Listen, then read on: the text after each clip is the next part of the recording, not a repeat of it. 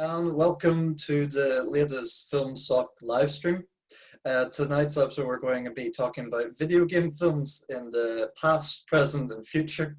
But before we get into that, we're just going to introduce ourselves with our favourite video game film.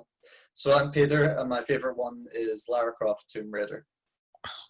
I thought you might say that.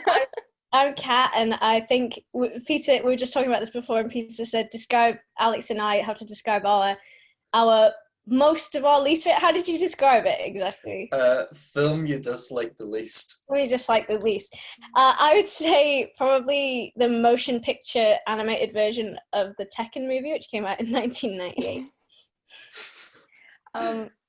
Hi, I'm Alex, and I dislike absolutely all video game movies, but the one I hate the least is, I would say, Angry Birds movie, if that counts. Sure, okay. Both. It's sort of like a loop clause, you know, in the contract where it's like, it's sort of a game. Okay, yeah, I'll accept it. Hi, I'm Haaris, and my favorite video game movie is Ralph Breaks the Internet. Good. That's good. Hi, my name is Xavier, and my favorite video game movie is Final Fantasy Advent Children, which I think is a cop-out. I'll go with it. Right, great. So, but before we get into our main theme of today, I thought we would look over the charts briefly on Google videos.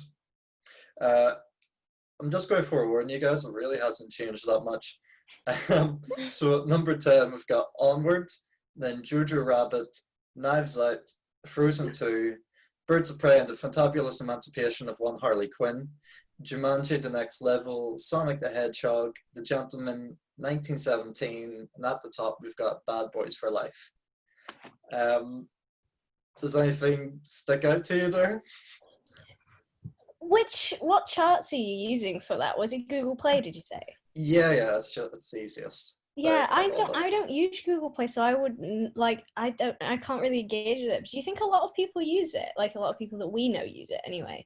I think so. I think what you need to remember is that like Google owns YouTube, so whenever you like rent or buy a film on YouTube, you're using Google Play. I see. I didn't know that. So Rent on YouTube. Yeah. Yeah. You can, but do a lot of people do it? Yeah.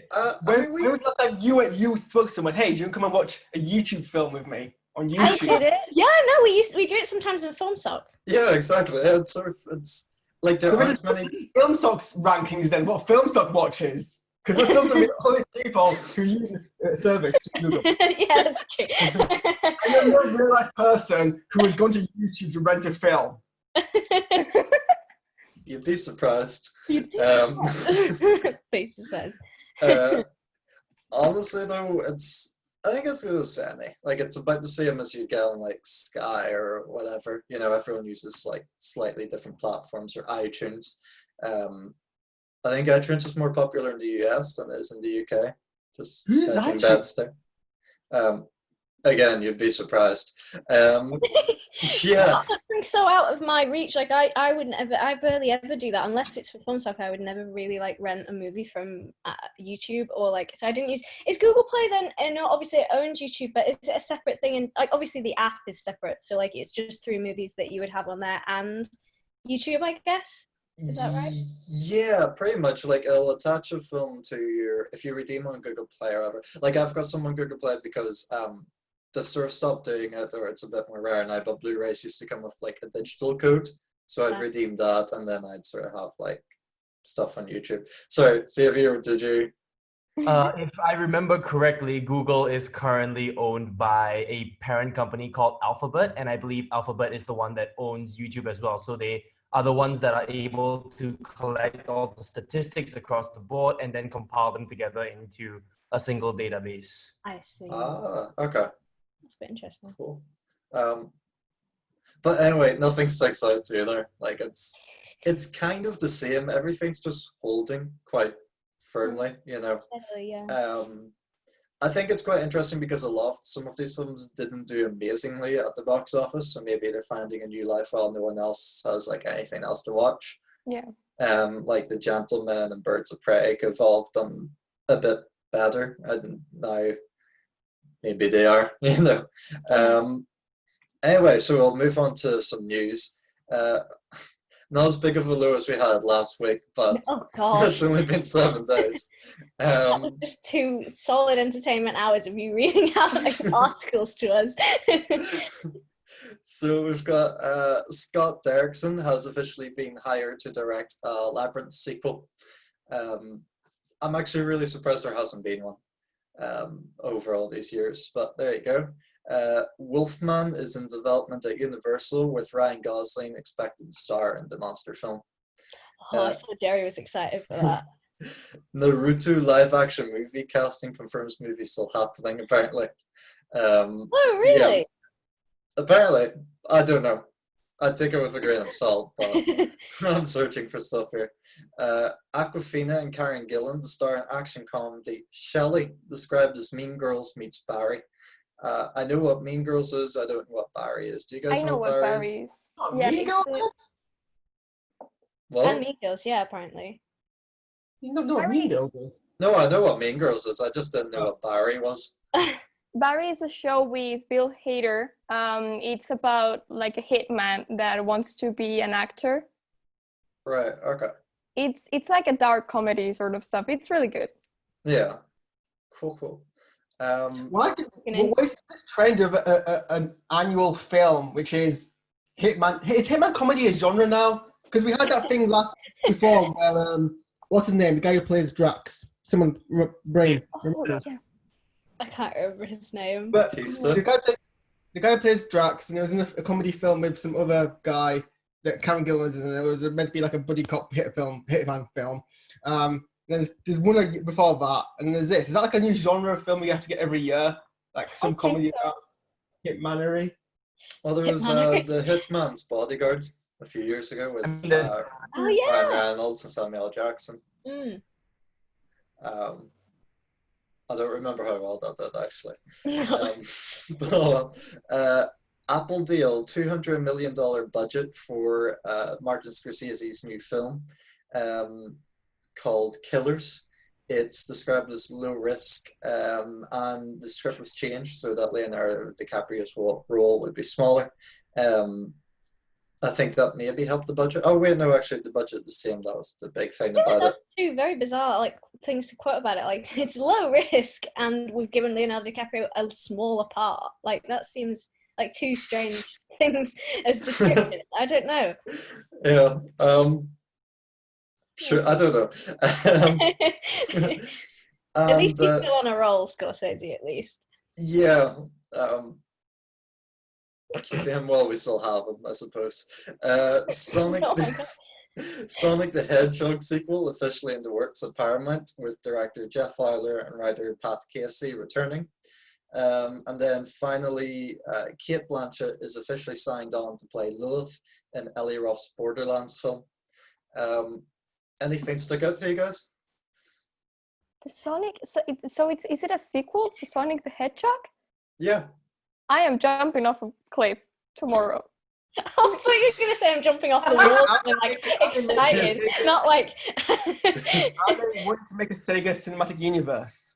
I do think they are, in a way. I think that was the plan. This is the movie I was thinking of earlier, by the way. Oh, stupid. Oh. Yeah. I He see. did this other one, and they were trying to release it for ages, and then after this happened, they were like, right, okay, we'll just sell it to Amazon. It was like My Spy or something. It's like him and a little girl. Oh god. And like it was near identical yeah. to Stuber in the like marketing and everything, like the color schemes and all. And it was so bizarre because they were meant to like come out a month apart. That is my lesser favorite genre compared to Hitman comedy is beefy ex physical wrestler type actor and child. Because there was that other film where it was We need like to shorten that title a bit, that genre title. there was that other film, I can't remember which actor it was now, but they were like firemen and there was a bunch of children. I was just thinking of that. It's Playing with Fire, starring John Cena. Yeah, yeah. I've never heard of that. I need to see that. Hold on, I'm writing that down. It's like early 2000s kids things where it's like a lot of poop jokes. But it was last year. Yeah, it was like Christmas time, but yeah. I'm really glad. I'm happy to hear about this Wolfman thing. It's sort of like, I think Universal and Warner Bros. Are both like correcting their universe ideas. So now that they've got like the Invisible Man done, and that was like, sort of like they're both going a similar direction where they're sort of like creating a series that aren't like interlinked like the MCU. I think they all understand that that doesn't like always work. So they're trying to create like independent projects. And I think Ryan Gosling's great, so I'm excited to see it. Am I the only one who doesn't like Ryan Gosling? Oh, see. I feel like Xavier's like. Sorry. Just as a heads up for anyone who's listening on the Mixcloud, Xavier's a few seconds behind on his internet, and it's just like held up an exclamation mark. It was when he wants to speak. Sorry.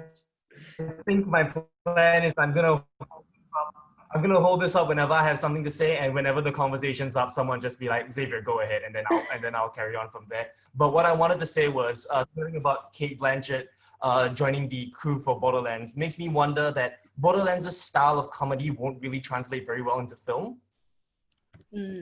Yeah. It's actually something I was thinking about earlier. Like, it's a very cartoony sort of thing, and I can't really imagine it in live action. But we'll see. Stranger Things. Sorry, Haaris. You need to find a soundboard with Metal Gear Solid sound effects on it for your exclamation mark. Oh, yeah. What do you guys think about the Scorsese film? Are you excited after The Irishman, or like? No, I mean, I personally have a little bit of thing with Scorsese. I don't really like him that much, and the movies that I've watched of him have been like gangster movies and have bored the beep out of me. So that's yeah, I think he makes good movies, but I think a lot of them feel quite similar. Yeah. So it doesn't really excite me to go and see. Yeah, I don't blame people for I don't blame people for disliking it. Like, if you like gangster movies, you can like it. But if you're not a huge fan of gangster movies, then like obviously he has done lots of other things like Shutter Island and things like that. So there are plenty of other things to go at. It's just that the thing is, like, even I enjoy gangster movies. Like, it's one of my favorite genres. Oh, okay. But I just don't like the way Scorsese talks or does gangster movies. I feel like it's, I don't know. But the thing he did with The Irishman just threw me off completely, because I love Jimmy Hoffa's story, and the actual life of his. It's very entertaining. And then the movie just turned a great story into a boring 3-hour-long thing. Oh, Xavier. I have a question for Alex. In that case, what are your opinions on two films, The Wolf of Wall Street and Shark Tale? Shark Tale is the best gangster movie in the whole universe, and hands down, and I will not be fought about it. And questions at this time. And the other one was The Wolf of Wall Street. I liked it. But I took it more as a sort of satire to the whole thing and genre, and I just laughed it off. I thought it was very, I don't know, funny. I did not dislike it, but if I had to choose between that and, I don't know, Pulp Fiction, I will choose Pulp Fiction, I guess. Cool. Right, so let's get stuck into the show. So I guess we'll start at the beginning of video game films. If we consider that video games became more popular towards the late 80s, where home consoles sort of rise, and then Hollywood sees this as an advantage. Oh, hey, these are super popular now, mega industry. We can start making our own film adaptations of this. And then we got a shit ton throughout the 90s, and it started to wane a wee bit in the early 2000s. And I think this is sort of like the go-to impression of what a video game film is, because there's so many of them and they're so similar. So I just sort of want to get everyone's impressions on the sort of the 90s video game films, if you liked them, disliked them, if you think they work better now than they did back then. Well, I've still never seen Super Mario Brothers. Oh, you've got to. From what I've heard, I'm not missing out. It's something. It's weird. I feel like the thing about the Super Mario Brothers is like you're very aware that you're watching something that's licensed, but it feels like it's not licensed, and they had to change things just enough to sort of get away with not owning the license to a Super Mario Brothers film. That's sort of how it feels like everything is like a bootleg version of itself. But it's quite the experience, I have to say.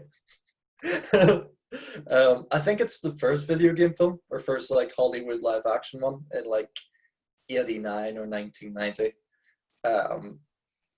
Yeah, it's God so old. Oh, Xavier. I would like to change my answer because I just to my favorite video game movie question, because I just remembered that Resident Evil is technically a video game movie. How could you not? Yeah. And also one of very few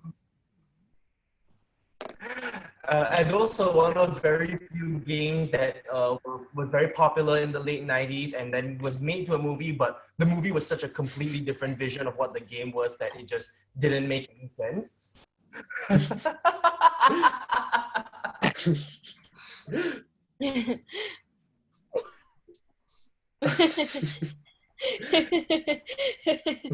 We should probably explain that for the Yeah, it's people who are not the gonna see the weirdest. video. Yeah. I'm trying to remember it as a Koopa. Well, isn't that meant to be Bowser? I mean, I've not seen the movie, so I don't know. Oh, I think they're called like Koopa in it. Like Oh my god. they're like, oh, how would you describe it? Oh, It's you know, like in Suicide Squad where like Enchantress makes people into zombies and that's like cannon fodder. Mm-hmm. This is like the Super Mario Brothers equivalent to that. Like people are turned into that in the film. look at how Oh my human god, I those need you eyes guys to are. watch this. This Yeah. is Too much of that is human and not enough. This just proves our point of Cats and Eyes that video game movies should just no. That's just not. But I mean, like, they're not all like that. No, I feel like there's like Wait. Okay. Resident Evil is quite passable. I think passable. there's like a zeitgeist in 90s video game films. Like I think there's a craft to it and there's an essence of it. It's Mhm. like you have sort of like a techno rock soundtrack, and then you just sort of have like bits of what do you say? I don't want to say bad CGI because for the time it was probably quite passable. No, it's bad CGI. Underdeveloped CGI. Okay. Or CGI made with underdeveloped technology. We'll say that. I don't Yeah, agree. and it has to be like an hour and a half. If you're going over that, then it's like, do I really want to stay here for that long? I don't know. I sort of like I liked them. I think there's a charm to them. Sorry, Xavier. Oh, you say that, but like video game movies that get made that don't have that interaction ends up being a movie that requires a lot of time to build a climax, but doesn't fill that time with anything interesting because you don't have the interactivity of a game. Yeah. I mean, but I suppose like in the 90s, video games didn't have as much plot. It's something I suppose we'll get into a bit later about. I suppose thinking about what video games were like when these films were being created, and if we think that this is like a fair adaptation of what they are like, of what they were like then, because I think like games are certainly a lot. I think they've evolved themselves over the years. Or maybe I'm alone on this. Maybe you guys think that video games are always the same. I don't know. Really not. I mean, I don't know if this is the right time to talk about it, if that comes later. But Uncharted is a kind of nice counterbalance to a game which actually is a brilliant film whilst being a game, because the narrative and the plot in Uncharted is far superior than a lot of films. It's a very cinematic game. Thing. Yeah. Well, certainly. Like, when I think back to like the early 2000s Tomb Raider games, or sorry, films, I think they're actually like quite good adaptations of what the games were like back then. Like, of course, they're quite long and like because most of it's puzzle solving, but you don't want like too much puzzle solving because it's a bit boring. There's not actually a lot of plot in the early Tomb Raider games, so I think they do a good job of sort of like focusing on the action, throwing in some mythological elements, and just having like a lot of fun while doing it. You know, especially the first one. I think it's funny looking back at it because you've got Angelina Jolie trying to do an English accent and Daniel Craig trying to do an American accent. Great. It's like, yeah, it's fun. I like the second one as well. I think it's good too. I enjoy the Tomb Raider films. I don't understand the hate against them because I think they're quite. They're quite casual, fun action films. They're not meant to be deep or anything. What was the hate for the last one? Because like I know the newest one received like tons of hate. It's the only Tomb Raider movie that I haven't watched. So Kat is okay. Critically, it actually got quite lukewarm reviews. I think it's so like not terrible. Yeah. Mm-hmm. Yeah, like Tomb Raider got 20%. The second one got 25%. Yeah. On Rotten Tomatoes. But like, there's a third one. There's two with Angelina Jolie, and then there's another one with another actress. I'm not Alicia seeing the Vikander.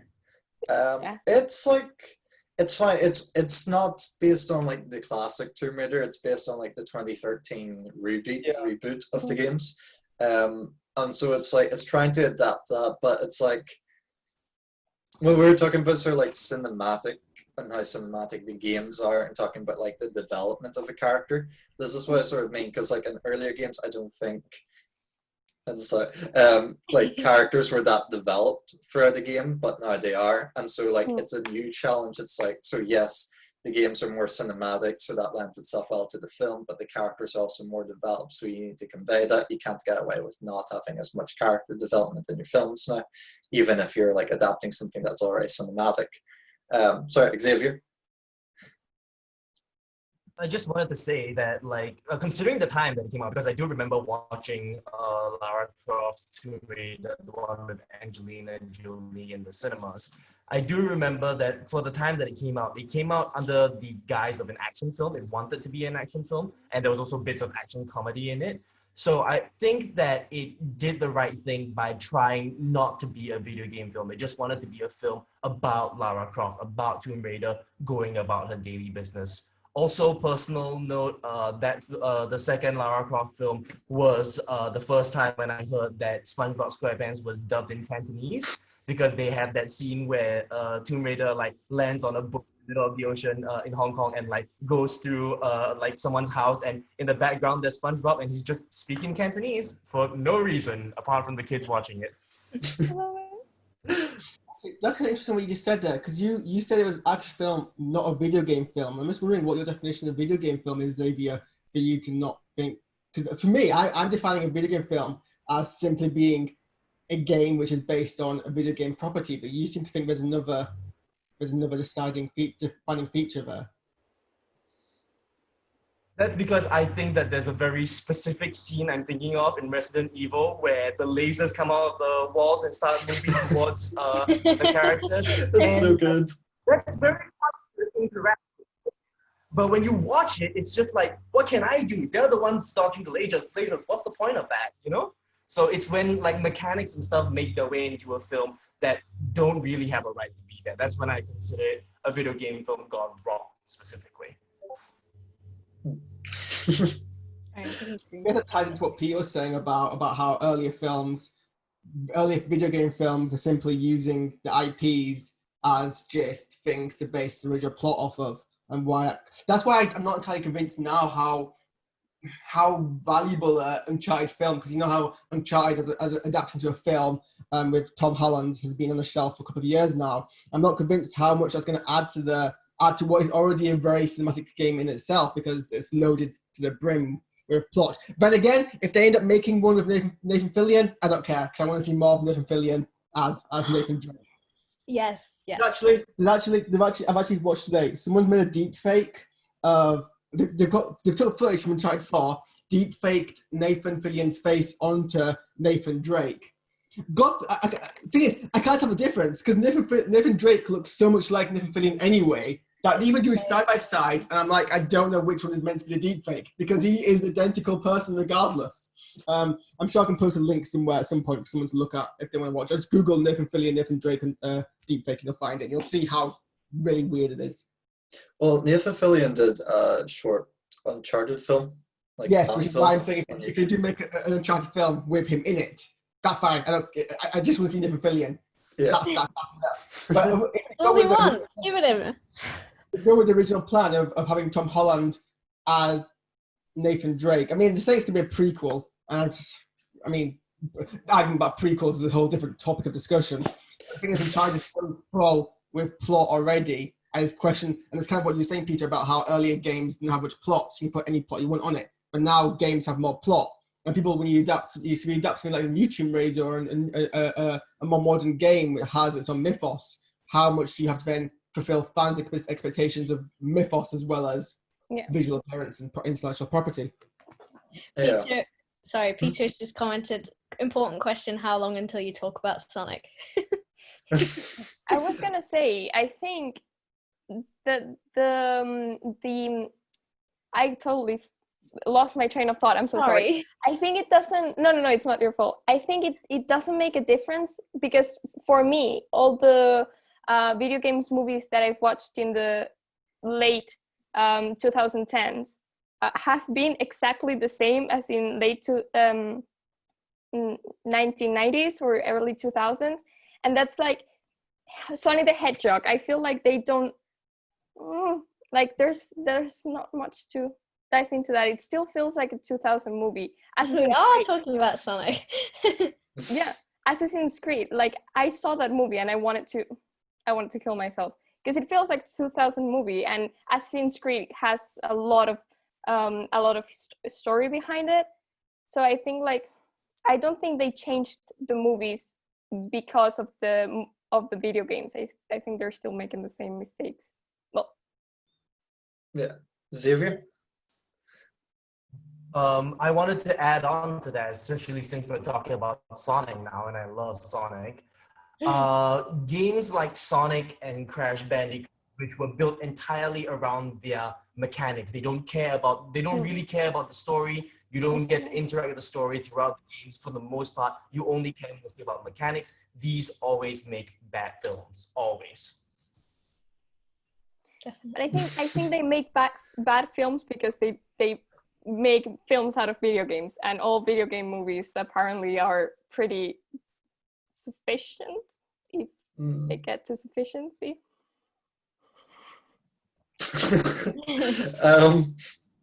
You see, that's kind of interesting because we're talking about sort of like Tomb Raider, the original film sort of creating an identity of their own, like their own sort of like film legacy, untied from the games. And I think that's quite interesting for things like Resident Evil sort of has like a little bit of a basis of the plot, but for the most part it's a very different kind of thing from like the video game series. And there was another one I was thinking of, Silent Hill. Okay, it's closer to the sort of video games, but I think if you're not sure about video games, I think you'll recognize it more as a film than as a series. Maybe. I don't know. What do you guys think about Silent Hill? I haven't watched the movies, but I think the video games have so much history and so much like plot behind it that I would find it quite difficult to fit it in. I think there's more than one movie anyway, but I think it would be difficult to put it all there. But I don't know. Yeah. So Do you guys think it would be better? It's better to do a direct adaptation, or try to do that, or just to sort of try to adapt the essence of like a video game, sort of like how comic book movies are, where a lot of them aren't actually taken from comic book plots. They're just using the characters, their personalities, and then creating a new plot around them.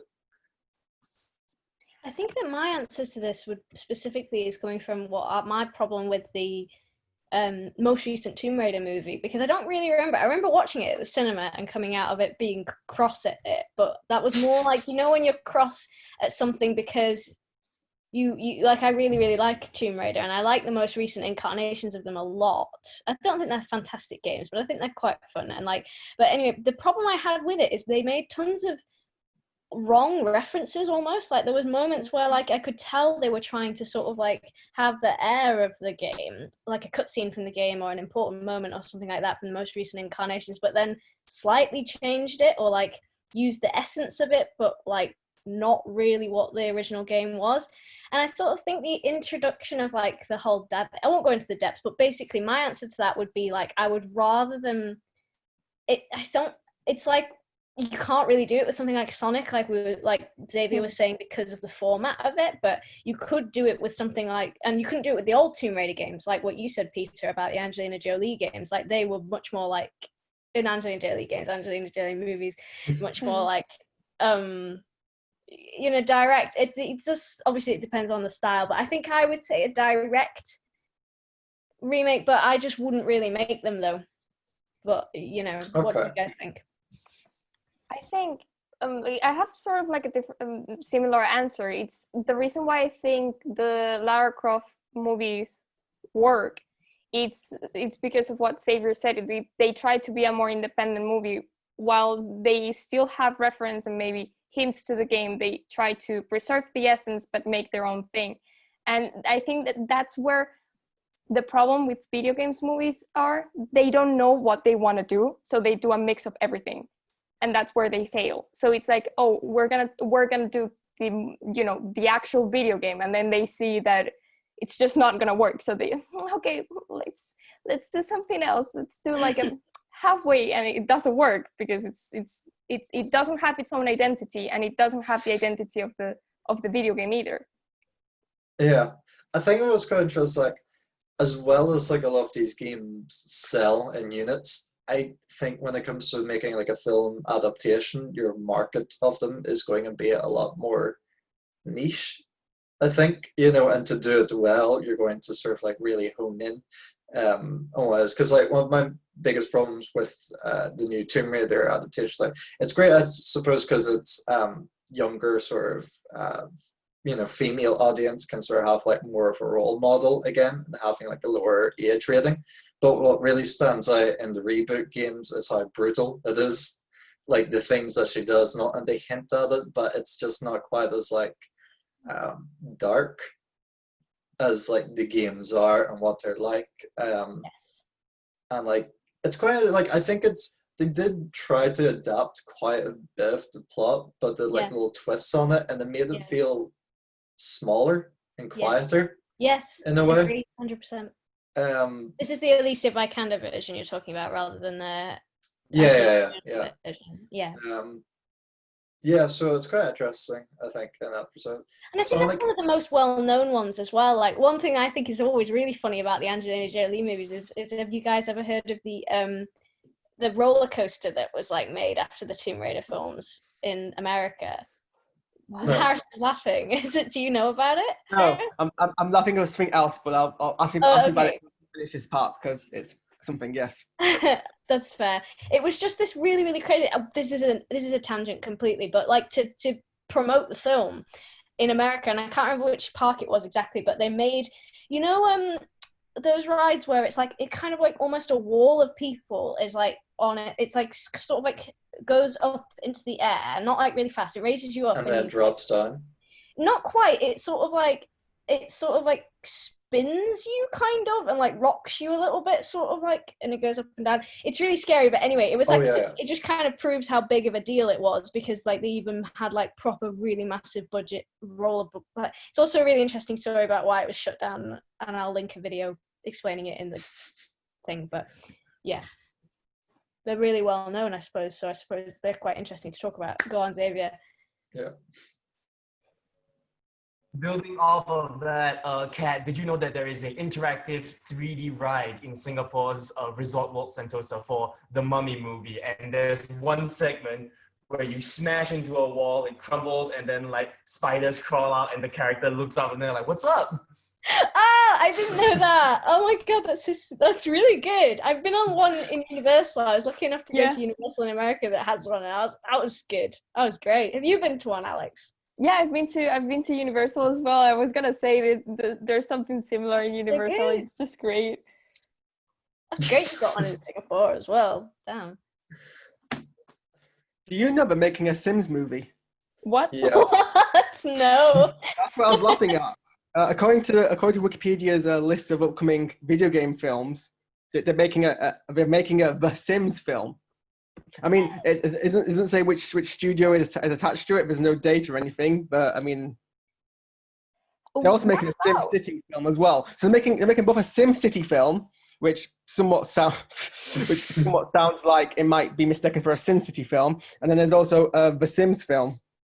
But what about like Sims? Like Yeah. It's a video game that has absolutely no plot whatsoever, no story, and no essence without the video game, because the essence of the video game is actually creating your own life. I'm so confused by this. So according to this report by a website called the GWW, the preliminary information seems to show that what we're going to see essentially, it's going to be like Jumanji, the newer Jumanji films. You're going to have the real life characters, and then as in the real life people, and then we're going to see their sim version, and the plot's going to somehow orientate around that. Legendary Pictures, who are behind Sherlock Holmes and that kind of films, they're the ones who are currently attached to it. It's described as a comedic version of a Roland Emmerich-esque disaster film. Again, that makes no sense really for Sims. But... Again, that tells us nothing. But what were you going to say, Xavier? I was gonna say the only people that are gonna go watch the Sims movies are the same people that watch Love Island and Big Brother and those kind of TV shows. I object to that. I'll go watch this film, and I don't watch either of the shows. How dare you? I would watch it. Don't get me wrong. I just think it's a very weird choice especially if it's the same studio that did Sherlock Holmes. I imagine it's the Sherlock Holmes movies of Robert Downey Jr. Well, Yeah. Warner Brothers. Not the silent ones. It could be. No, because they're made by Asylum. But yeah, it's such a weird choice. Well, like, because the reason that we're getting like so many more video game films now is because that they're getting a little bit more successful now, I suppose. Like, if we're looking at sort of you laugh, Alex, but they are. Are they? I have the evidence. Because like we're talking about the popular. Well, I say popularity. Their plentifulness in the 90s and early 2000s. I mean, to be fair, they did make quite a bit of money. Or like a lot of them did. Resident Evil was successful enough to make 7 films, or like basically one after the other, and that's all the way up until the 2010s. You know, it only recently ended there, like 2018, 2017 sort of thing. But yeah, now we've got recent films like Detective Pikachu and Sonic the Hedgehog.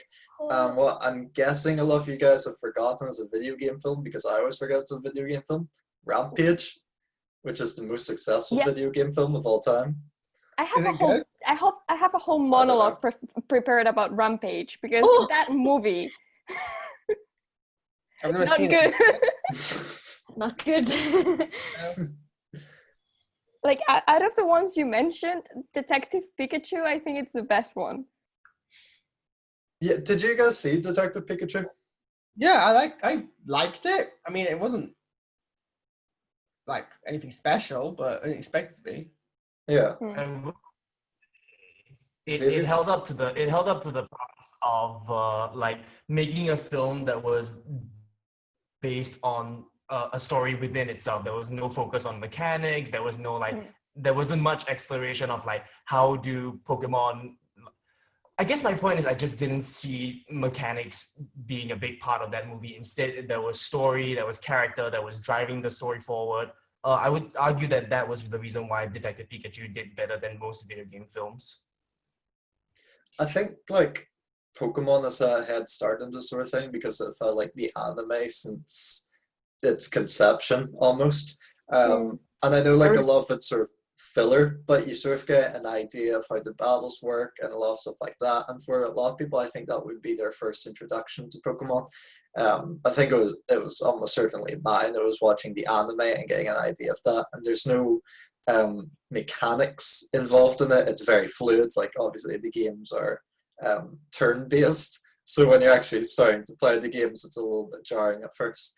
And I think they were making the Pokemon movie, or they have remade it. I don't know if it's been released or not, which is a bit confusing for me. You know that the Pokemon, the first movie? Yeah, on Netflix. Yeah. And it's all 3D. What? It's all 3D. Yeah, has it been released? Is it was on Netflix? Yeah, you can watch it now. Yeah. Watch it after the stream. Because I mean, I was one of the people who grew up when the Pokemon the movie came out, the first movie, because that was back when you could put the first movie as a subtitle for a film and not come across as obnoxious. That came out, and then is it a shot-for-shot remake? Yeah, I think it is from what I remember, but it's just like 3D CGI. Wow. Interesting. I think there's like a little subtitle on it, but yeah, they sold it to Netflix, so you can watch that if you decide you want to experience it like that. Dwayne Johnson's in a lot of video game films. Yep. Yeah, he was in Doom. That's the one that always stands out. Rampage, Jumanji. Oh no, yeah. Jumanji. Well, I've not seen any of the Jumanji sequels yet. I don't know Jack Hall. I suppose these are sort of like a genre in and of itself. It's sort of films based on video games, but not actually based on video games. Like the new Jumanji films, Pixels, Wreck-It Ralph, I'm pretty sure is in the video game, you know. Yeah. It's interesting you bring it up because Wikipedia has a whole section for films about video games but not based on video games. And the ones that I recognize do tend to be better than, like you've got, they have more cult following, should I say. They're more generally received. You've got like Tron, which is often looked back on quite fondly. You've got War Games, which is looked on as a classic. You've got Spy Kids 3D, which I've not seen, so I don't know.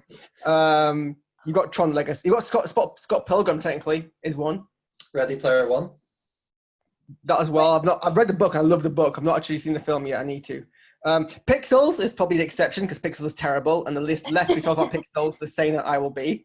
Wreck-It Ralph is what I list as my favorite film, and Ralph breaks the internet. And obviously Jumanji's listed on there as well. That is quite interesting as a trend, like if they're almost like basing off of the idea of a video game or taking the aesthetic of a video game and creating that into a new property rather than basing it on a video game itself. I think with a lot of these, sorry. Oh no, go ahead. Like I think with a lot of these, it's like it's less about obviously it's not about video game characters because it's not based on people. It's about people experiencing video games. Yeah. You know, if we consider like Tron being like, I haven't seen Tron, but I think it's like they're trapped in the game, right?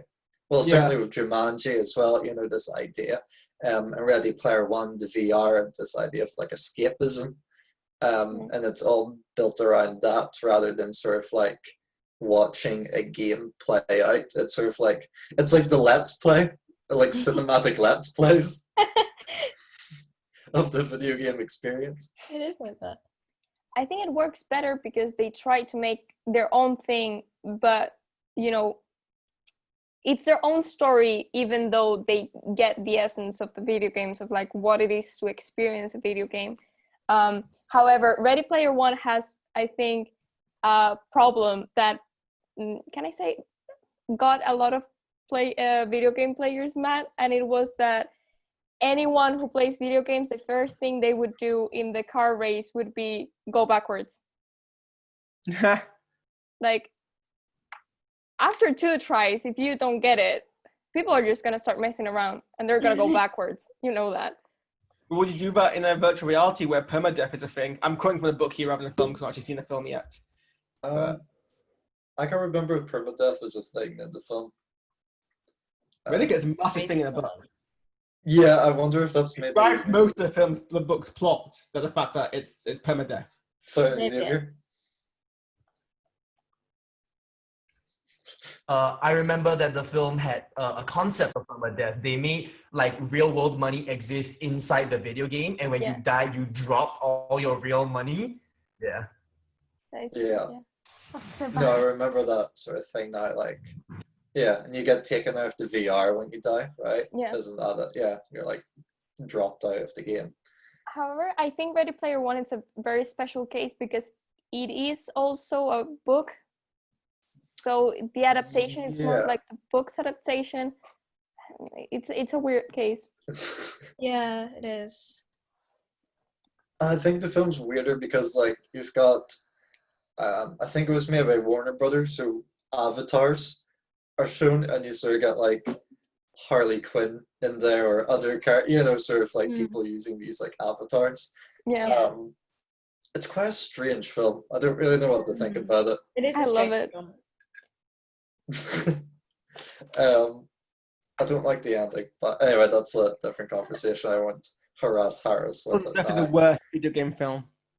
Because Pixels is actively bad as a video game film. Yeah. I haven't seen it yet. Don't. Pixels is like an antithesis to Wreck-It Ralph. Wreck-It Ralph is a brilliant, fantastic love film, love letter to the video game as like a genre and as a concept. While Pixels tries to be funny about it and just I mean, to be fair, it's a Adam Sandler film, so expectations should be low anyway. But Ouch. Do you guys think that like certain genres of video games adapt better into films?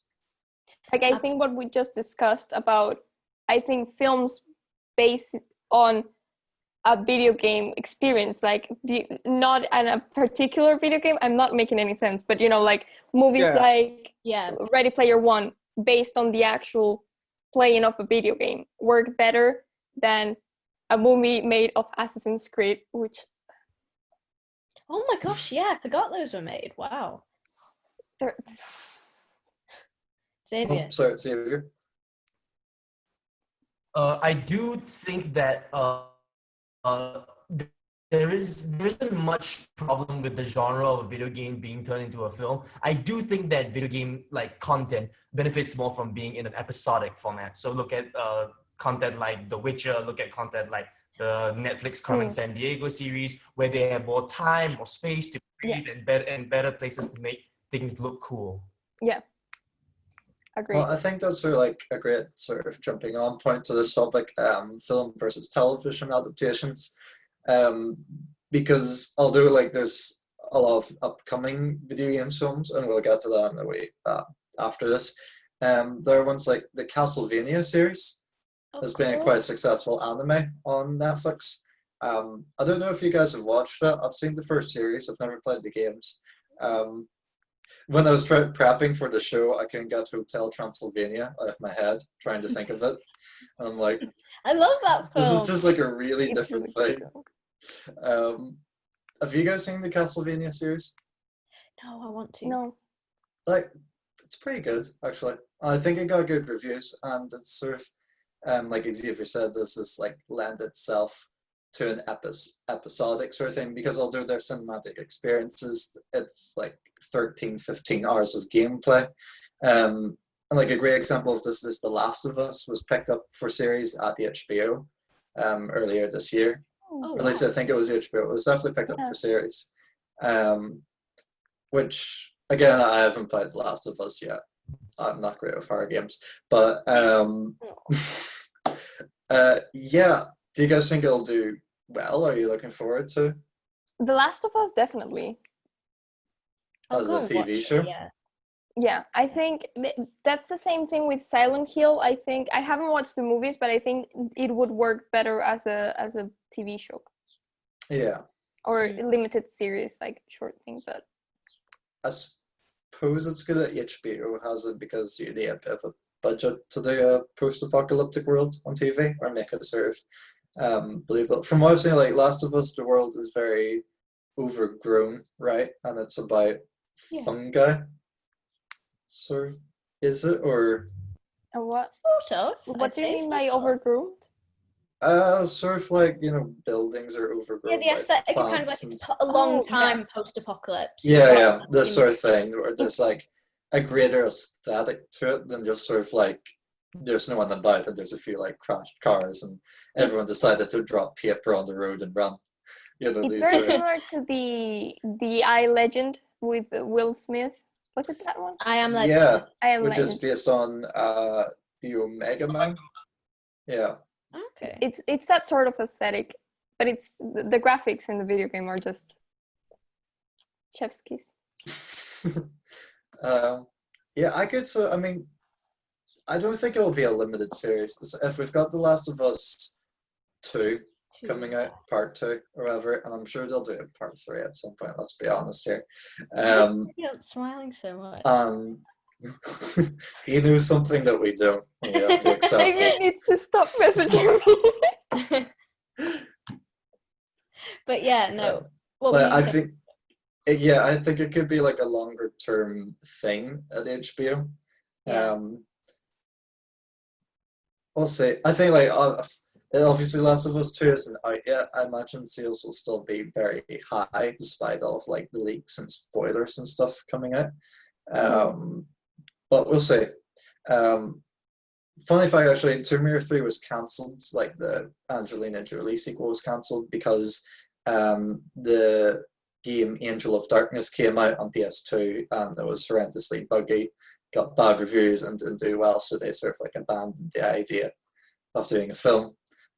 So just keep in mind these sort of things, that if games don't do well, they're not going to make films out of them, or don't continue to do well.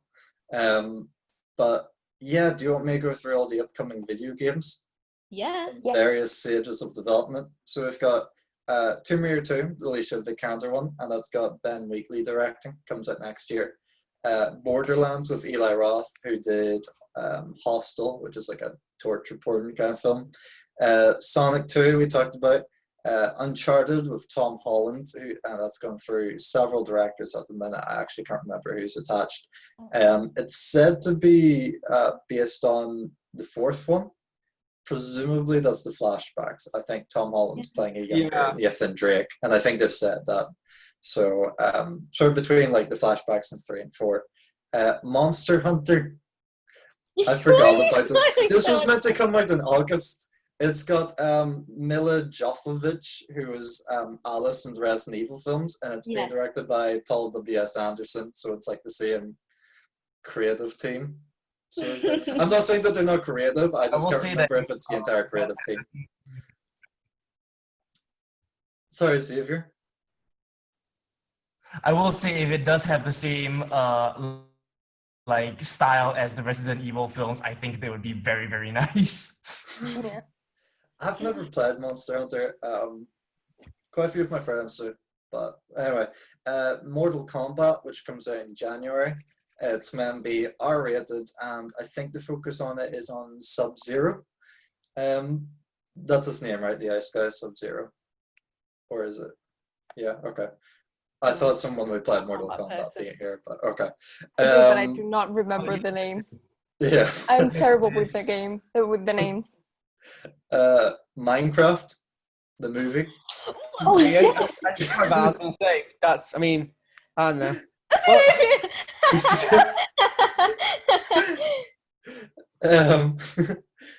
Resident Evil reboot. I think they're going to try to do a bit more of a traditional, scarier one again. No. Just Cause.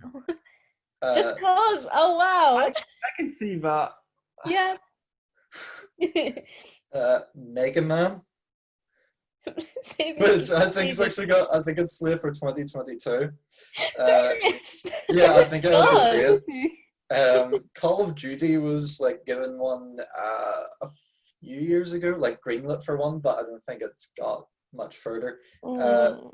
Tom Clancy's The Division. Oh, Uh, wow. Rabbits. I can see that working though, because that's like a lot of Tom Clancy's work is kind of building very, post-apocalyptic or very kind of like, this kind of world. You can easily fit a story in there anyway. Yeah. But I think it's also very kind of recursive though, because a lot of what Tom Clancy or what his brand is on is very much kind of just the video game versions of things which already do anyway. Like you play a Division, you're basically playing any narrative set in any single post-apocalyptic virus place. You play Splinter Cell, you're basically playing any single genre spy film. It's very easy to kind of transpose plots across. So I'm not sure I'm not sure. It's weird because I'm not saying Tom Clancy doesn't have a very distinct brand. I'm just saying that brand doesn't exist and the story exists in the feel. I'm not entirely convinced how really you can put a film on that. Like make any generic film. I mean, correct me if I'm wrong here, but Tom Clancy did novels, right? Or like he did a bunch, and then a whole bunch were kind of just ghost written. But yes. Yeah, they do like Jack Reacher stuff. But yeah, okay, I suppose. So like it's already been that sort of style adapted. What's the one with John Krasinski at the minute on Amazon Prime? Jack Reacher. Is that Jack Reacher? Yeah. Yeah. Okay, because I know Tom Cruise was Jack Reacher for a couple of films. I think so. Anyway, that's how I remember it. Yeah, sorry. And then we've got Five Nights at Freddy. Yeah, I was about to point it out actually, because it seems weird, but then you recognise that Blumhouse Productions is actually behind it. Blumhouse Productions being responsible for things like Paranormal Activity, The Purge, Get Out, Insidious, Split, Whiplash, Black Klansman, Invisible Man, and it kind of makes a bit more sense then. Yeah. There's something that I am excited about then. What So, were you gonna say, Xavier? Xavier? Oh, Yeah. I wanted to say that Jack Reacher is a personal hero, and like I was very excited for the films that came out, and I loved the first film that came out. Hated the second. Why? Because in the first film, he was this hard-boiled detective that was gathering the clues. It was very, very close to the book. But sorry, this is a complete tangent. But in the second film, he's just this like Superman cop that runs really fast and chases bad guys. That's all he does. Oh, that's a bummer. Do you guys, are you looking forward to any of these? Five Nights at Freddy's. Because Blumhouse is behind it. Rabbits. I think horror video games would translate better into Yes. films. Me too. Like, because it's really just sort of recreating the atmosphere, maybe throwing in like a recognizable monster every now and then. Like I go back to Silent Hill. I don't think too much about the second one, but I think the first one's actually like pretty well thought of and what they did. It's not like a massively well received film, but I think horror could do better. Sorry, Xavier. I was just gonna say that the reverse works better too. The Alien game that came out, the one that was based on the film, that was very good. Yeah, it's fantastic. Yeah. Which one is that? Isn't there like one that's not quite as good and then another one that's like terrifying? Alien Isolation is the one that I would No, think there's one- is the great one. I don't know what the bad one is. Xavier. This is Xavier though. Xavier, do you know what the bad one is? Oh, the bad one was. Yes, I do. The bad one was it was like an action style game that they kind of tried to put stealth in, but when they shipped the game, there was a bug in the AI, and so the predator, the alien would just like walk right by your character and not even know that you were there, and sometimes they would just like clash into each other and fight each other. So it was just terrible when it first released. Oh. I'm really looking forward to Mortal Kombat. I would look forward to Mortal Kombat if they did a early 2000s type of video game movie. Oh, like the original one and Annihilation. Yeah. I don't know, like I feel like it should be like cheesy. What I'm hoping for is that it's sort of gory, but in the same sense that it's like like Tarantino gory, where it's almost cartoonishly gory. Mm. But I think it could do well because like it's a fun concept to begin with, the whole tournament thing. But you're also getting like a great diversity into the cast, which I don't think you're getting with a lot of these other films, or sorry, other adaptations. I think a lot of these other ones would still end up being quite whitewashed anyway, you know, or sort of driven like that. But Mortal Kombat has sort of like, you know, this idea of sort of fighters from all over the world, sort of like you're getting great sort of gender ratio and stuff like that. And I think the cast is predominantly Asian in this new one, so I don't know, I think it could do quite well.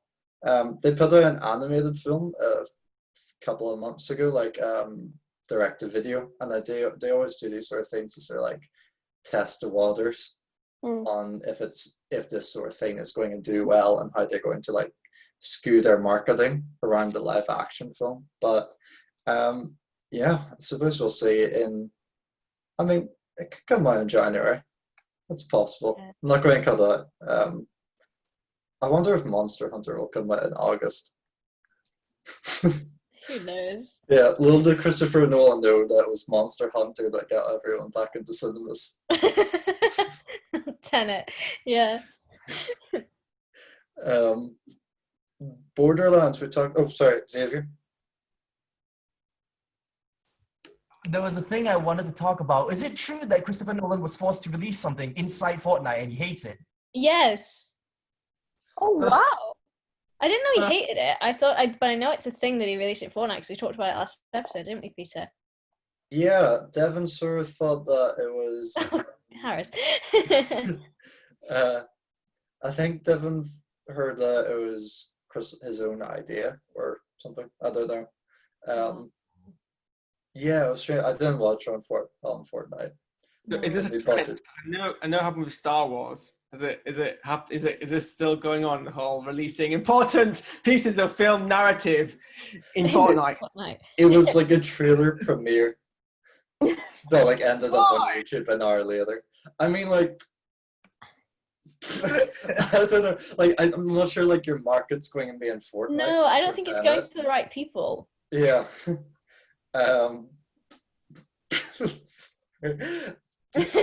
I mean, like a Fortnite film is inevitable at this point. I'm just like, oh yeah.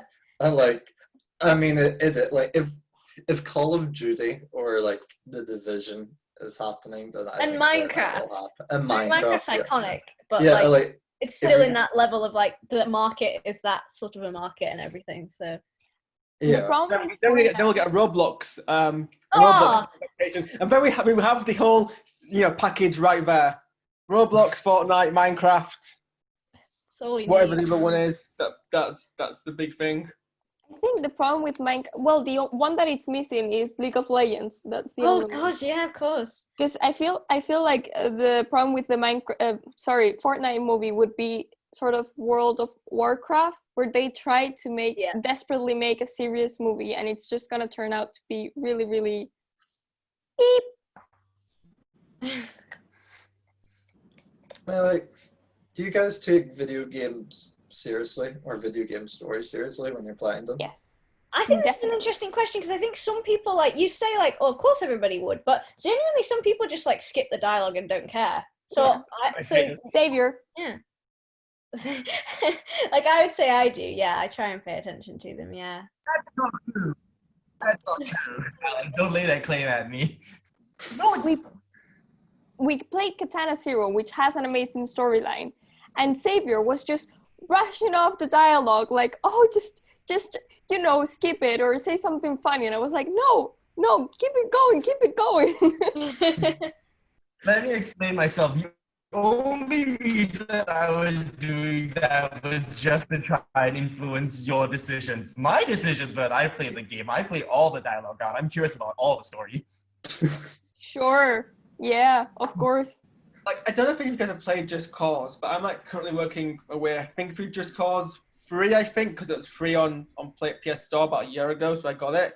And I think the fact about there's no strong narrative in Just Cause 3. Like, the things that happen are just an excuse to do the mechanics, and also mechanics are repetitive, turns me off. So I think it's the same with like things like it's like Watch Dogs as well. I'm playing through Watch Dogs, and then I just can't get into the narrative. And when the narrative is that poor, the repetitive nature of the gameplay becomes so much kind of.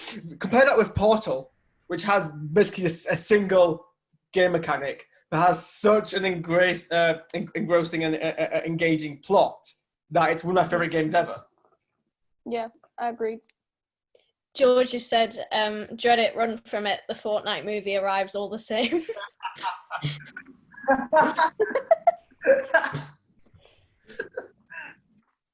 I suppose like on the note of sort of story, do you guys have video games? Oh, Sorry, Xavier first, and then we'll. Oh, no. I was just gonna add on to the video game thing that Haaris was talking about. There are video games that like kind of do away with the story. Think like Dark Souls, Bloodborne, Sekiro, where you don't really interact with the story at all. The adventure is yours to have. And I think those would be the ones that would make the best films, because then you can tell sub-stories in the world rather than have to deal with anything main lore related. Yeah. I mean, I suppose that goes back to our sort of idea of like adapting an essence, where you're sort of taking like the style of a game, and like I suppose it's easier to do it when it doesn't have a plot, or like has less plot, and then there are like fewer expectations of what the film should look like. So it's like as long as you get the tone and aesthetic right, you can just sort of like do your own thing with the script, like sort of within reason, I suppose, if you deviate too much. Sorry, for the mixed cloud viewers, Haaris's cat just jumped up on him. It was very cute. Yeah, just sorry, I've lost my train of thought now. You just asked a question, but I couldn't hear it very well. Yeah, no, I can't remember what it was. I'll just ask, like, do you guys have a favorite video game? Video For game. plot. Portal. for plot. Portal is a game you're gonna play if you wanna experience Stockholm syndrome without actually experiencing Stockholm syndrome. Yeah. I've never felt such deep betrayal. I've had fallouts and heartbreaks of real life people, but not so much as I did when spoiler. Actually, no, I'm not gonna tell you because if you haven't played Portal, you need to play Portal. So actually, I'm just play Portal. I'll play Portal 2 in that order. Yeah, it's great. Do you mean a plot that we would like to see on film? I sort of just mean like a video game that you sort of play for the plot. Amnesia. Amnesia. I think one of my favorite games is Until Dawn, and that's like because of how cinematic and like filmy it is in its sense. I don't know if it would translate particularly effectively into a movie because it's kind of a bit of a satire and generic of the horror genre. Like that's its kind of point, and that's why it's part of the reason it's so engaging. I don't know if it translates well, but I'd say but the one that immediately comes to my head is Until Dawn in terms of plot. But it's not a great plot. It's just that the style of it is very cinematic, I suppose. But anyway. Yeah, but like, would you be annoyed if they adapt it and change the plot? Yeah. Okay. So it's like these little things that you have to sort of like. Yeah, I don't know how you would adapt it. It seems like it'd be really easy to adapt, but it wouldn't at the same time because it's quite player specific. Like you choose the way you do stuff, so it. Yeah. But it could work, like as Xavier said, that those choice and way you play it based games sometimes work better as a movie because there's more opportunity using the world rather than using the story. So yeah, but Until Dawn's a boring world. The mechanic is what makes it interesting. Yeah, which is what Xavier was saying about mechanics that they don't translate well into the cinematic experience. I don't know though. I think what we're going to end up with is like a lot of like bizarro films. You know, ones that are sort of like almost right but not quite. Like every movie made out of a video game. I mean, I think Detective Pikachu is pretty close. Okay. We'll say. I mean, I think so. I think like the third picture did something that like a lot of them couldn't do, and that's like make their monsters or whatever look appealing. Yeah. And that's something like the biggest worry going into it, but they sort of made them cute in a way that wasn't unsettling. I want a Digimon movie. What's happened to the Digimon brand? Yes. I've not heard about Digimon in years. Yeah, same. Yes. I grew up on that as much as I grew up on Pokemon. What is the current situation with Digimon? I'm gonna Google I that. think they did make like a movie, and that's the last thing I remember of Digimon. But they made like a movie, sort of like Pokemon animated movies, you know, based out of the Yeah. manga. Okay. And Yeah. I would love to see a Digimon movie. Digimon. Do you think there's a market there for it? I Yeah. don't know, 'cause No, I it's but We are the market. Yeah. will say that They made the a movie, Digimon movie because of Oh wait. You just go, Xavier. Just say your whole thing. I was gonna say the Digimon, the core concept of Digimon was them being able to evolve into like humanoid figures. And I don't know how well that would translate into a movie. Have you seen Cats? It works perfectly. Yeah. they actually released a Digimon movie this year. There have been 17 Digimon movies between 1999 and this year. They released Digimon Adventure Last Evolution, Kizuna on 21st of February. I am binging them all. No, sorry, correction. They're meant to release the English version March 25th, but it's been delayed because of COVID-19. Sad. I'm still binging them all. That's my movie list for next week. Yeah, so there was meant to be a Digimon movie, but it's been delayed indefinitely because of COVID. But, Unbelievable. Sad. So just like one last thing before we get into my game or Alex's game. Well, you did come up with it. Oh. And that's just, do you guys think it would be good to continue? Oh wait, well, we'll get there in a sec. To like move video game films away from the like cinema experience and have them as like Netflix sort of like streaming features. Because that was sort of my experience with the latest Tomb Raider. And I sort of like, it felt like a B movie for me, and it felt like quite a place on Netflix, rather than like in a cinema. Just want to get your thoughts on that. There was the Black Mirror episode Bandersnatch. I would argue that is quite representative of video game culture.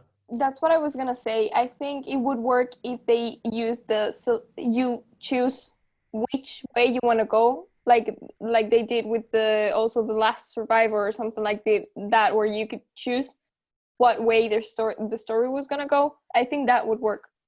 But is that a video game film adaptation, or is that a video game and a film? Yeah, like it sounds like a Telltale sort Yeah. of game. It's both. It's the perfect way to adapt a video game. By keeping it a video game. Yeah. Yeah.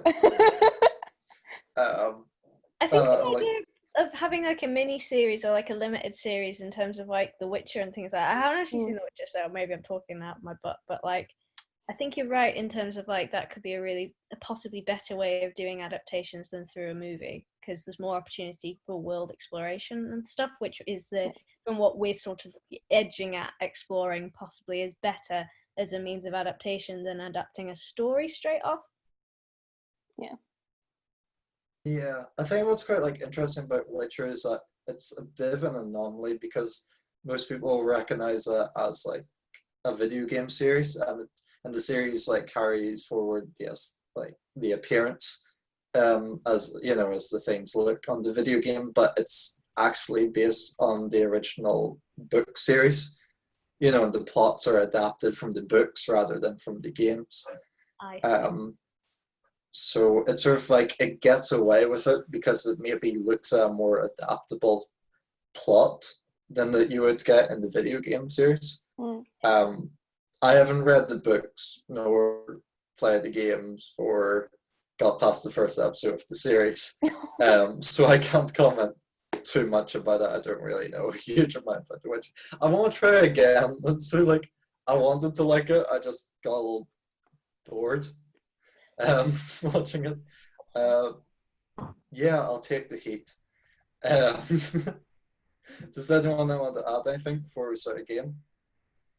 Haaris has just put on flames in his back. money in flames.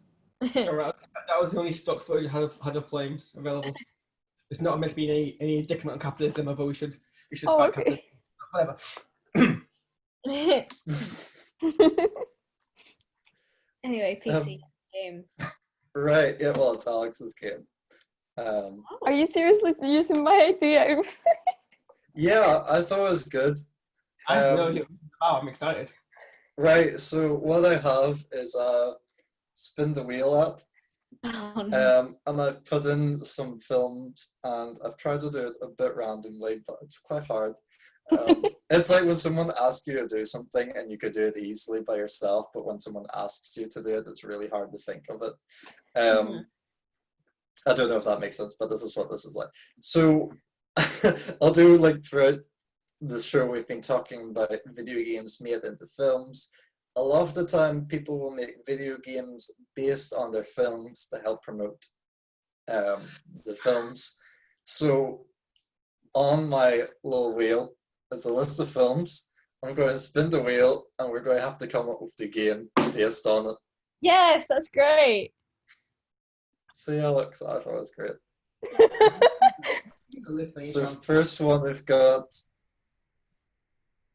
Oh, really? The Usual Suspects. I haven't seen that. I haven't seen that either. Have any of us seen it? Yes, have you seen it? No? Tiny bit, Xavier's saying. Okay. Kevin, you seen it, Peter? Oh, yes. Yeah, I've seen it. Okay. I'm surprised that you guys haven't seen it. Usual suspects? I've heard of it. Do you want to spin again? Yeah, spin it again. Yeah. Okay, never mind. No, hold on. Just out of wait, hold on. Okay. Can you hear me? Yes, Xavier, you can go. Oh, okay. I know I would make the video game for The Usual Suspects like a GTA ripoff where you are one of the usual suspects, but you just shoot an empty warehouse full of bad guys. Nice. Done. Fair. Easy. Let's move on. I'll just go on the next one. Ooh, The Great Gatsby. Oh my god, yes. Sorry, I maybe added a couple of these things to follow in from our Oh, fan theories episode. from a while back. Do it like episode, the app game. You like create a character and then you meet these men and you're like, ooh, which one is it? Like, do it like that. No. Actually, it would be a cool like murder mystery kind of game where you're an invitee to his party and you need to figure out who it is. Sort of like a clue. Is that how you call it? Yeah. A clue. Cluedo. Yeah, Cluedo. Yeah. I do it a bit more like BioShock, where I move away from the like actual like book and film, and it starts off just like normal, and then it becomes like Big Daddy, sort of like really steampunk. I'd basically do that. I'd make it into like a steampunk action game. Yeah. Nice. I think that's a good idea. Yeah. Xavier? Oh, sorry, Kat. I was just going to say, would you be playing as? Oh no, I'll let Xavier go first, and then I can go. Sorry, Xavier. Oh, mine is just a stupid joke. It's Lake Watch Simulator 2015. No. That's too soon for that.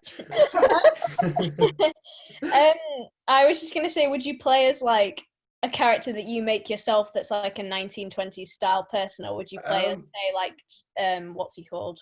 Whoever is, I can't remember his name. The guy.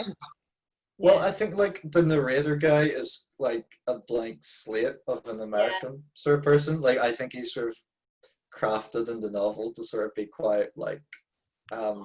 default and basic. Yeah. So I think you could create your own character and add like a Yeah, little bit that'd of be an cool. RPG element to it. Yeah. You're pitching a Sims expansion pack for Great Gatsby, essentially. Yeah. That's what we need. I like all of this stuff. I think we got like a murder mystery element to it. Yeah.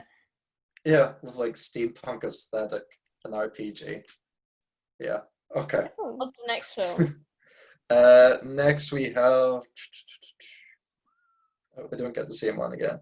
Ooh, The Invisible Man. I was thinking of the latest one. I mean, that one is perfect for a horror video game where you're being attacked, but you don't know where. So you would have to find like a quest or something like that, and be like sort of like Outlast, where you cannot see it, you cannot confront it, but you can maybe hide if you can. I mean, like, I don't know what sort of quest you'd get. It's sort of like your husband has killed himself, move on with your life. And then it's sort of like the rest of the game is like going about the house. Just like trying to move on. Oh, It would be a bit like Gone Home. No, go ahead.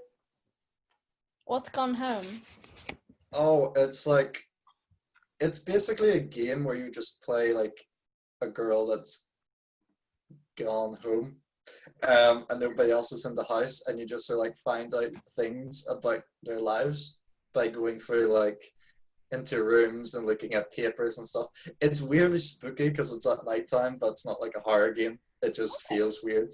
You feel like something's going to happen, but it's really not that kind of game. It's like I don't know, like slice of life story sort of.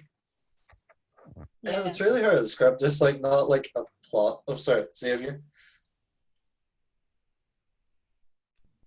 Gone Home was like, I think it was a game that was designed specifically to invoke that feeling of you going home after a very long time, and you're in very familiar surroundings, but everything looks strange and you have no idea what's going on, and you just have to piece the story together yourself. That sounds really interesting. Hmm. There's Yeah. just commented saying there's a game a lot like The Invisible Man. It's called The Hidden and kind of feels like Alien in a way, but with an invisible guy. That's quite an interesting present. It's just like being chased by someone, I suppose, in that regard. Yeah, it's I mean there are quite a lot of games where like something just sort of comes up again. It's like I think Resident Evil 3 has that sort of element to it where it's like I can't remember what it calls, like the abomination or something, and it just attacks you randomly throughout the game, and you don't know when it's going to happen. So you can sort of have that sort of thing, and you can make it where it's like it really is just randomly generated. Yeah. Cool. Are we taking this too seriously? No, I don't think so. I can Uh, embrace it. Real. I've got Ocean's 11. I haven't seen Ocean's Yes. Ooh, well, that'd be more like GTA, because GTA I think does GTA the single player GTA does heists, and actually the video game to an extent if you play with people who are actually decent and not 5-year-olds. But yeah, the kind of heist mechanic in GTA, that's kind of the best way I would think to it. Yeah, that would be cool. Or like, is it Payday? Oh, Payday, yeah. No, this isn't. Yeah, with like a GTA sort of customization sort of thing to it. So Xavier?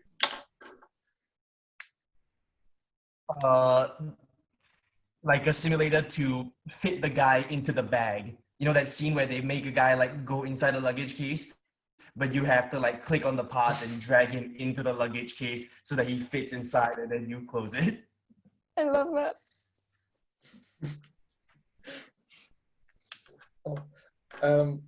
Ocean's 11 is the original one, right? Yeah. 11, 12, Yeah. 13, and then the remake is 8. I watched Social Okay. Dilemma for the first time like about a month ago before lockdown or whatever. Like, a month ago? No, half a year ago at this point. Time doesn't exist anymore. I think I watched it in like March, February time. Next up, we've got. Oh And my this- god, yes. I'm hoping you say E.T. at some point. I really want you to say E.T. Titanic. Titanic would be good as kind of one of those like side-scrolling Steam games kind of thing, with a kind of narrative. It's like when you try to avoid the iceberg, like one of those side scrollers where you have to jump and like bend down. I think it would depend on like which character you are, because if like you're Leonardo DiCaprio or Rose, like the story changes. But if you could be like Captain, Usually in the game, you choose who to play, and you get a different narrative depending on who you play. that one's a good one. That Are we could be. Oh, sorry. would we include the fire? Yeah. Sure. There was a fire in the I don't Titanic. know. There was a fire in the Titanic. Like it was one of the main reasons why they bumped with the iceberg. Yeah. I can't really remember the film at all at this point. It sinks. I think like a character film could be quite cool. Yeah. If you go back to our fan theory one, we sort of think that Titanic and Great Gatsby have a certain connection. Oh Yeah, yes. we do. Yeah. George was fantastic at that, wasn't he? That game. Yeah. He was That like, was great. We should do another one of those sometime. we should. George Bell, shout out, George Bell. Yeah. Yeah. I don't know what else you could do with the Titanic game. It could just be like a simulator. Like the airplane That'd be really simulators. scary. But you lose at the end. Oh, could, and you um, know you're gonna. You could make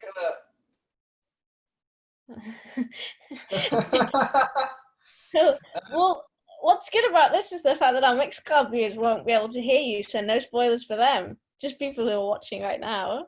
we should release a Titanic MMORPG, and people sign up and join, and it turns out it's just Club Penguin.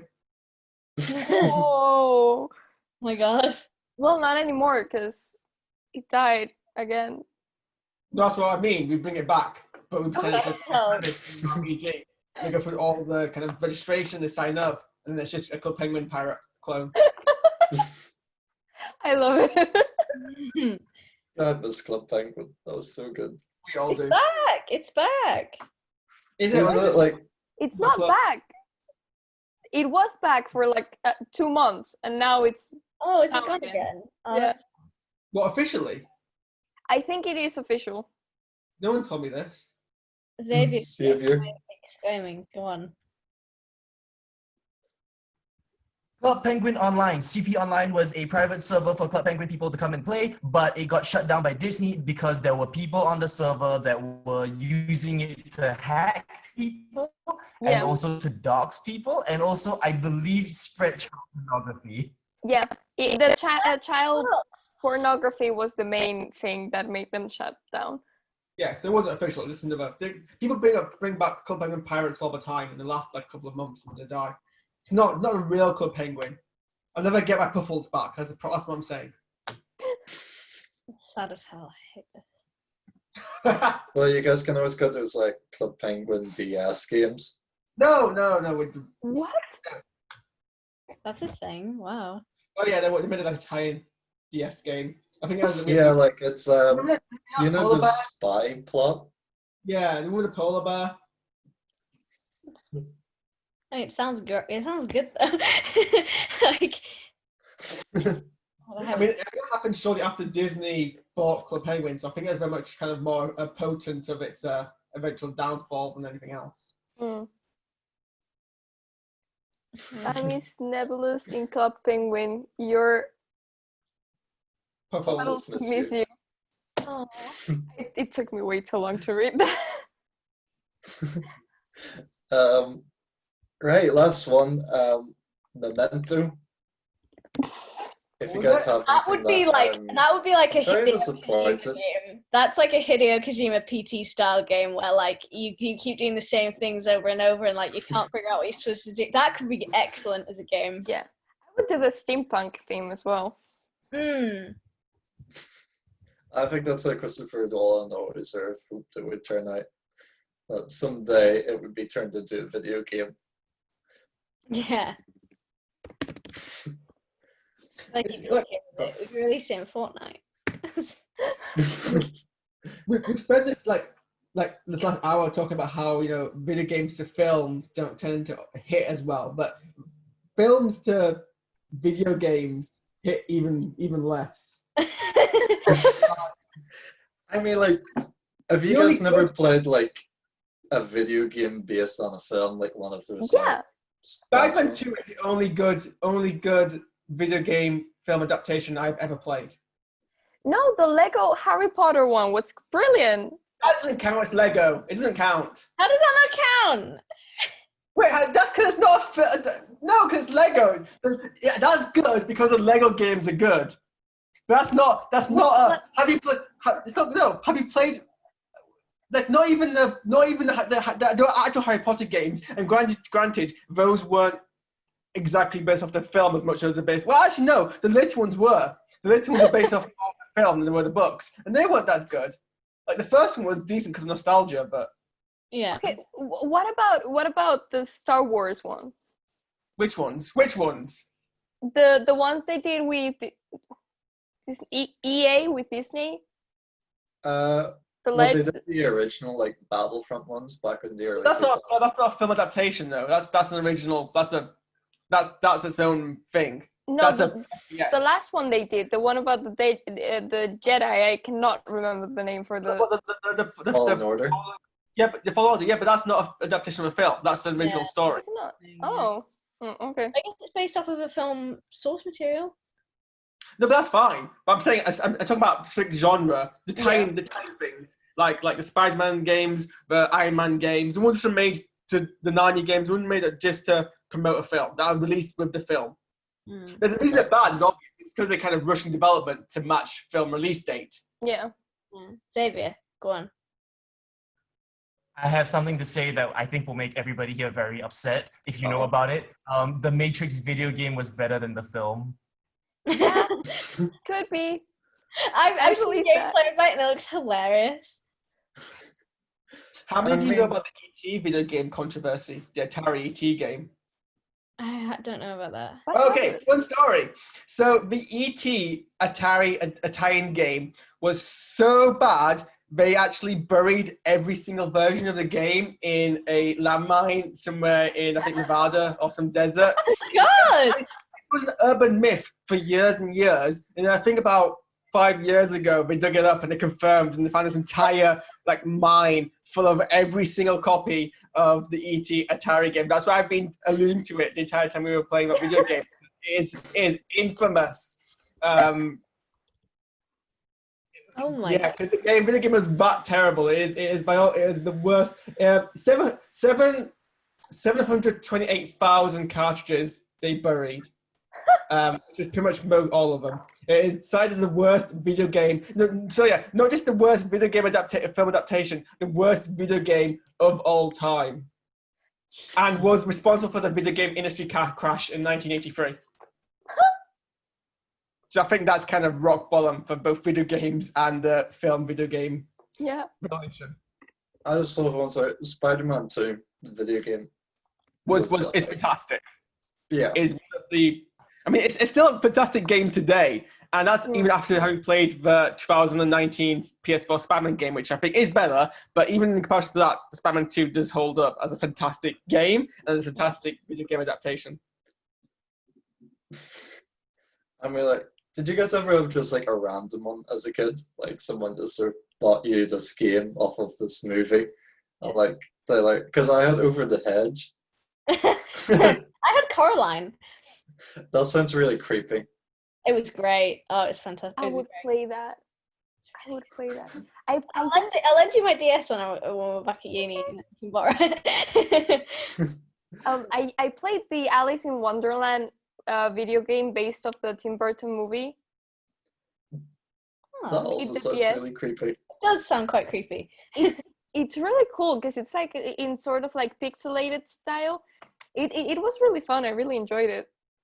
What were you So, going to say, David? Xavier? I was gonna say, we've been discussing all this like cross between video games and films, but we haven't talked at all about the trend of plug and play games, the ones that had like certain films and stuff. I remember I had the Fantastic Four one that was based on the original film with Charlie Sheen in it, and you could just plug it directly into your TV and you would just play the game. Oh, wow. Oh, right. Then like yeah, I know what you're talking about. I had a Batman one. Those are alright because they were old. I don't remember that sort of thing, but I remember my copy of Scooby-Doo 2 Monsters Unleashed. The DVD had like a little mini game inside of it that you could play with just like the DVD controller. I don't know if you guys ever like came across that. Like it's the only sort of film that I remember having one of these, but I can't imagine it started and ended with Scooby-Doo 2. I like to think that was like there was a smaller trend before or like it was part of it. Sorry, no, you finish what you were saying. Yeah, go. George has just commented, fun fact, the Overwatch game was originally meant to be a movie, but Blizzard didn't have enough money to make it, so they made a game out of it to help fund it. That's great. Oh, that's really interesting. Think they'll make a film? Yeah, I guess. Maybe that would work better because they already have the movie thought out before it was the video game, so maybe Yeah, it might be the best adaptation ever. Because it's not an adaptation. that's crazy. The video game adaptation was done before the source material. Yeah. That's great. That's wild. I remember Batman Arkham Asylum when they came about after they scrapped the Dark Knight game adaptation. Because they did like a video game for Batman Begins, and then they were making The Dark Knight, and I think it got like halfway through or whatever, and then they decided to scrap it, and then Arkham Asylum came out of it, which is pretty cool because the Arkham games are excellent. So, Yeah. God, like I think it's kind of funny because like I think my favorite games are sort of like the Arkham ones and Spider-Man and stuff, and like I don't know, I think comic games are quite interesting because they're sort of like inspired by the films, but also motivated by the comics at the same time. Yeah. Feel almost than a cat. Like I don't know how to describe, isn't it, Xavier?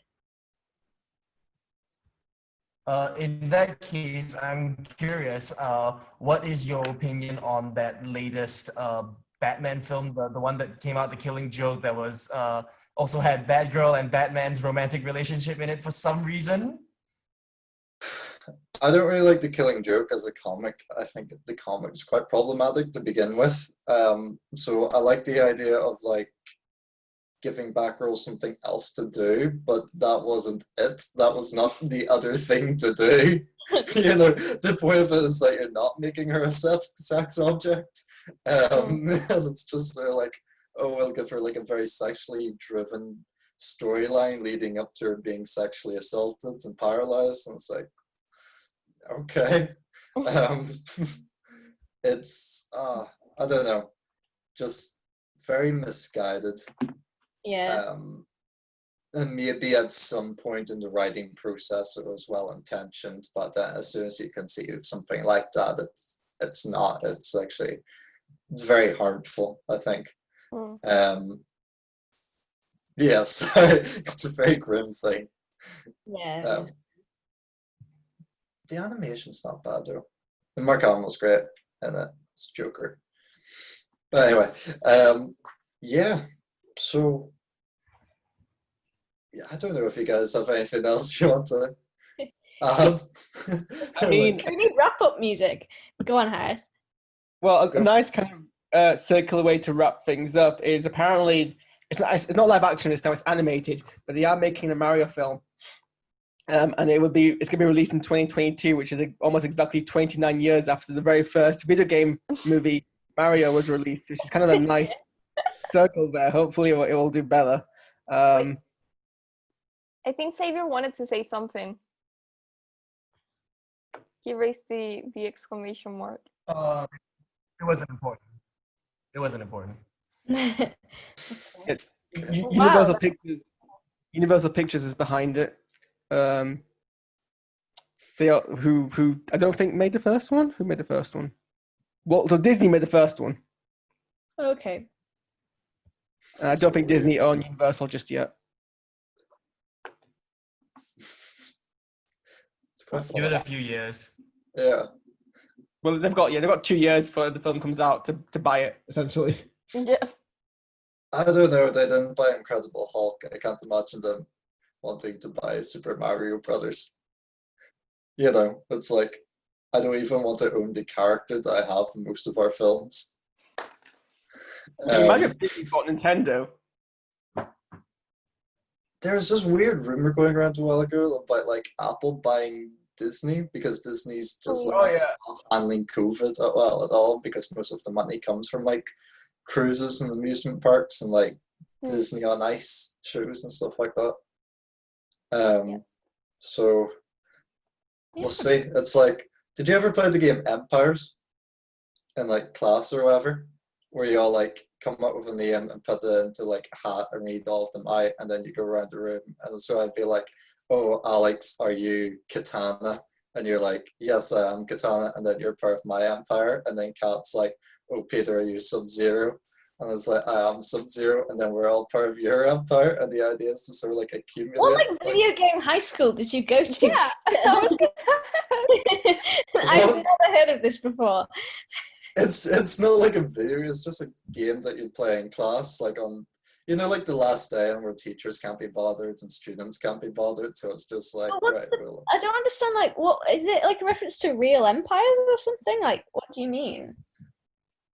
I hope this hasn't like turned into a political thing because this really isn't like a No. like a Aside, just explain to us this game. well, it's sort of like we all pick our own name and then we're like anonymously inserted into a hat, and then all the names are written on, and they're usually like famous people or characters or whatever, and you have to try to remember like all of the names and stuff, and then you go around and guess who everybody is, and if you guess right, they become like part of your team, and then like if Xavier, like say I got Kat and Alex, and then Xavier got me, so we're all part of that, and then like Haaris gets Xavier's, and then we're all sort of part of Xavier's. Like, Okay. I don't know. It's hard. The part of it is like it's more of like a memory game than anything else, I suppose. Yeah. It's trying to remember all of it. I can't remember what we were talking about. Why were we talking about this? I don't know. I forgot to. Oh yeah, Apple buying Disney. That's Yeah. you know, like Disney buys Star Wars, then Marvel, then Apple buys Disney, and now Apple owns all of that. It's sort of like what you're saying at the start, Xavier, about like Google and YouTube. You know, this sort of thing, like accumulating like that. Anyway, this was like a really weird note to end on, and I'm sorry for that. So yeah, that just about does it for a stream. Is there anything you guys want to prompt? I'll super quickly prompt the fact that tomorrow we're doing a Netflix party of Matilda. At Is 7. it tomorrow or Monday? It's Monday. It's not tomorrow. Thank you. Monday. And we're next week's show is gonna be. In fact, I'll say that at the end as a heads up. Does anyone have any other things they want us to talk about? Not really. Just sort of like we're continuing to write pieces for the Courier. So if you want more stuff to read about our insights and all this like coverage throughout the week, we keep on going. And also, if you're into video games, Sony's conference is on. I think it's June 4th, and it's like an hour long. If you want to tune in, and I think they're revealing games for the PS5 rather than specs and stuff. So, I think that's it. We're not doing any Tyneside stuff soon. I maybe? think I think Issa's planning to post about it this week, but Okay. because our next goal is to talk to Tyneside specifically, like have an interview with some staff from Tyneside. So, but she's just in the works of. Yeah. Yeah. I believe we have to reach our next goal, which is we're on something like £322 at the moment, and our next goal is 350. So we've, done spectacularly well, like at raising money. It's just like that's our next goal anyway. Yeah. Cool. Anything else? Or I think I won't say what next week's is, just so that then the people who like see the post firsthand, it's fairer on everybody. You know? Yeah. Cool. Well, yeah, yeah, that's it. Yeah. Cool. All right. Well, thanks for joining us. We'll see you sometime, maybe next week. Bye. Bye. Bye.